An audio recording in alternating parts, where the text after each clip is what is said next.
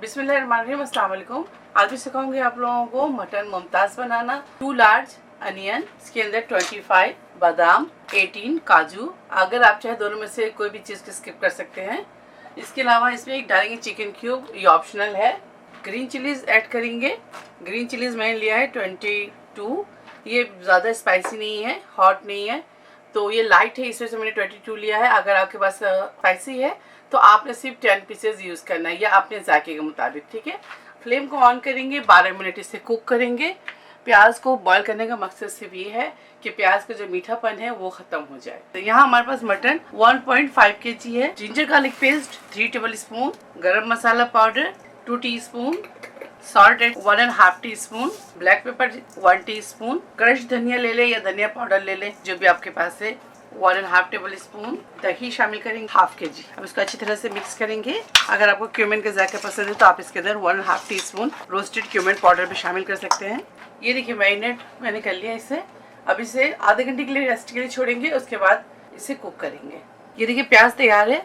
अब इसके flame of करेंगे और इसे ठंडा करेंगे, और इसी पानी के साथ हम इसको ब्लेंड करेंगे और बादाम के तमाम छिलके उतार लेंगे, ठीक है। और एक स्मूथ सा पेस्ट तैयार कर लेंगे। कुकर के अंदर 1 कप तेल डालेंगे। इसके अंदर 2 अदद तेजपात, 4 अदद बड़ी इलायची, 1 टीस्पून छोटी इलायची, 1 टेबल स्पून शाहजीरा, 3 स्टिक दालचीनी और 10 लौंगे, 1 टीस्पून काली मिर्च। इसको डालकर अच्छी तरह से तेल में क्रैकल करेंगे। अब इसके अंदर गोश्त डाल दें, मैरिनेटेड गोश्त। अच्छी तरह से इसकी भुनाई करेंगे। अब इसके अंदर पेस्ट डालेंगे। ये देखिए पानी डालने की ज़रूरत नहीं है। और इसके ऊपर लिड लगाएंगे और इसको 15 मिनट अच्छी तरह से कुक करेंगे, क्योंकि ये मटन है।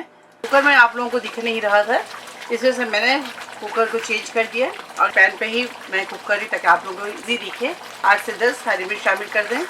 आप चाहे तो शुरू में भुनाई कर लें गोश्त की, और अगर आपके पास टाइम नहीं है तो आप पहले गोश्त को गला लें तमाम चीज़ डालकर, उसके बाद अच्छी तरह से इसकी भुनाई कर लें।